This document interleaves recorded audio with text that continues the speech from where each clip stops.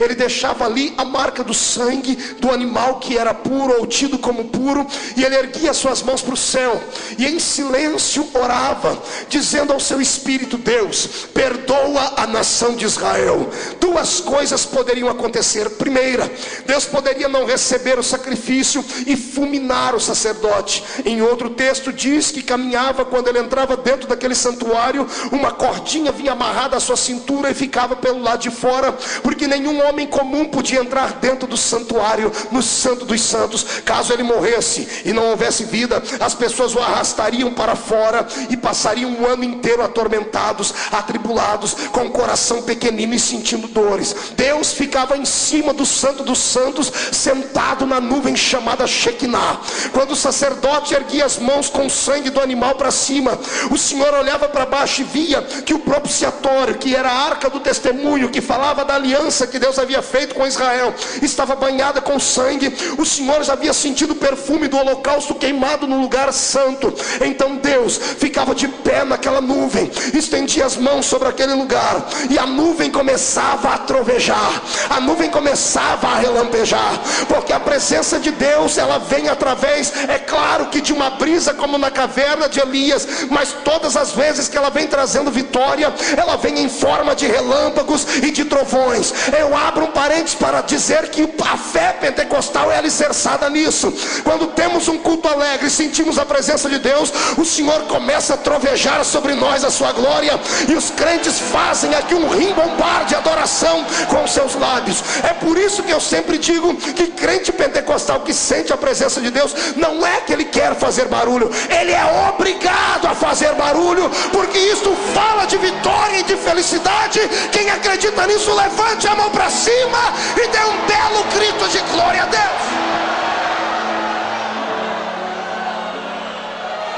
Pois bem, olhe para cá.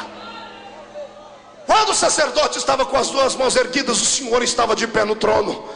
Ele soprava a sua nuvem sobre aquele lugar, e a nuvem abaixava dentro do lugar santo dos santos, e o sacerdote era tomado pela glória de Deus.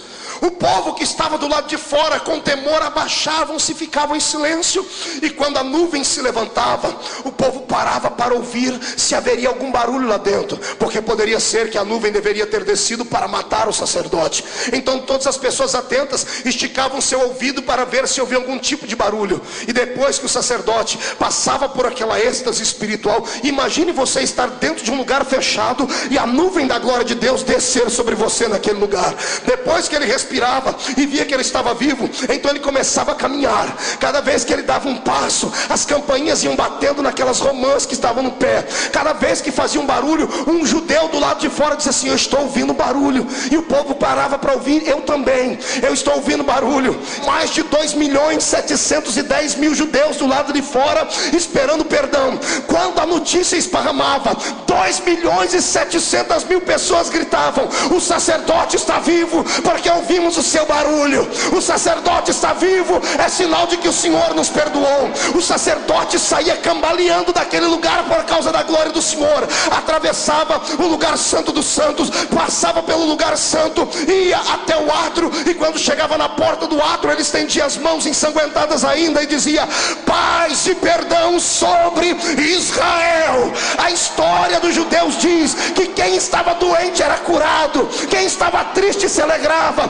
e haveria um ano de prosperidade naquele lugar. Quando eu falo dessas coisas, eu traço aqui um paralelo com a minha vida e a sua. A minha Bíblia diz no livro de Apocalipse que tanto eu quanto você somos sacerdotes do Rei Jesus. Se há sacerdote aqui, eu quero convocar estes sacerdotes para ver se há barulho na vida dele. O que tem de sacerdote aí que a campainha não faz mais barulho, porque perdeu a intimidade, perdeu a comunhão, perdeu a experiência com Deus. Mas eu estou ouvindo sacerdotes que estão vivos. Enquanto houver línguas estranhas nos seus lábios e brado de adoração na sua boca, Satanás vai ter que beijar a lona, porque a força desta igreja está no poder do seu Deus. Aleluia.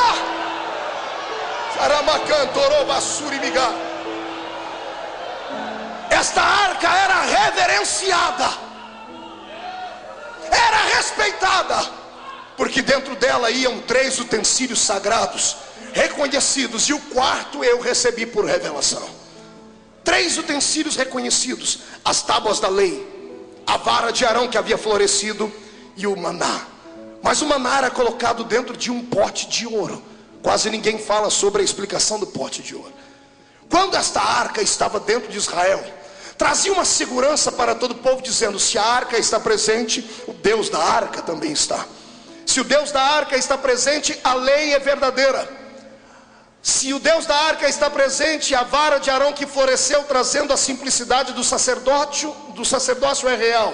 Se a arca está presente, o maná, que fala do alimento que sai da boca de Deus para o seu povo, também é real. Mas quando Davi cercou Israel para ser o seu rei, a minha Bíblia diz que a arca estava fora de lá. A arca havia sido roubada. Toda vez que um líder peca contra Deus, a arca pagava o preço por isso. Todas as vezes que um homem deixava de fazer aquilo que Deus queria que fizesse e partisse para fases de promiscuidade, deixavam de adorar a Deus na simplicidade. Todas as vezes que um sacerdote transformava o seu ministério em profissão, esta arca era arrancada de Israel. Parece que Deus estava dizendo a eles assim: olha, esta arca, já que vocês só conseguem adorar um Deus que vocês suponham ver ou entender, se esta arca fala da minha presença, cada vez que fizerem uma coisa errada, eu permito que esta arca vai sair de perto de vocês. E esta arca saiu de lá. Quando a arca foi embora, Israel batia no peito e gritava dizendo: se a arca foi embora as tábuas da lei. E as tábuas da lei falam das doutrinas estabelecidas por Deus. Quando eu paro para pensar nisso aqui, o meu coração chega a ficar machucado, porque eu conheço muitas igrejas que já não tem mais o simbolismo desta arca. Eu conheço muitos crentes que estão como Israel sem a presença desta arca, porque perderam a intimidade e perderam a comunhão com Deus. Perderam a comunhão com Deus porque fizeram das suas igrejas, dos seus púlpitos, das suas filosofias, um trampolim para crescerem diante dos homens. E esqueceram que este lugar não é apenas um lugar para se promover a existência humana. Este lugar é um lugar onde entramos para adorar a presença de Deus, a presença divina. Quando a arca vai embora as tábuas da lei. Quando as tábuas da lei vão embora, ninguém mais fala do que é verdadeiro. Não se prega mais a verdade, mas passa-se a pregar aquilo que supõe-se que é a verdade.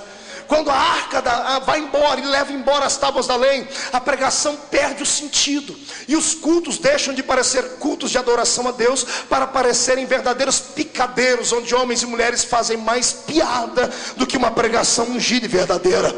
Quando as tábuas da lei vão embora, o povo perde a noção de que só podemos adorar a um Deus, e o povo começa a adorar bezerros de ouro, começam a levantar imagens, começam a levantar ídolos. Quantas igrejas que você conhece por aí que cultos já não são mais cultos, são verdadeiros shows, onde se mostra a performance humana, onde se mostra os atributos humanos, e ninguém mais repassa esta glória para Deus. Eu quero hoje vaticinar como profeta que igreja verdadeira tem que ter a arca dentro dela. Se a arca está lá dentro, a palavra é pregada com veracidade, doa quem doer, custe a quem custar. Eu sei que falar a verdade às vezes incorre numa palavra em que você vai acabar perdendo pessoas que às vezes têm dinheiro, que às vezes têm influência, mas que não têm compromisso com Deus. E eu quero dizer a você que a igreja não é movida a anel de formatura, não é movida a milhares e milhares de reais. O Senhor prefere meia dúzia de viúvas dando dinheiro de órfão, dando R$1, mas cheias do Espírito Santo, alegres, agraciadas, do que pessoas descompromissadas com a verdade. Quando a arca de Deus vai embora, o povo fica cego, deixam de adorar ao verdadeiro Deus e fazem da igreja muitas coisas que ela não é. Algumas pessoas entram na igreja e pensam que na placa lá fora está escrito assim: banco, onde você pode conseguir todas as possibilidades da sua vida. Pregam um evangelho barateado e prostituído neste planeta. Eu já vi igrejas dentro desta capital que pregam um evangelho que é vertido apenas para dinheiro. O céu deles é um céu nesta terra. Eles não conhecem a Bíblia, porque o apóstolo Pedro deixou escrito aqui que o homem que espera em Cristo só nesta vida é o mais miserável de todos os homens. Ou seja, se você serve a Deus apenas por aquilo que Ele pode te dar na terra, você é um miserável. Jesus não quer que você siga Ele por aquilo que Ele pode te dar. Ele quer que você o ama por aquilo que Ele já te deu. Ele te deu um nome escrito no céu, Ele perdoou o seu pecado.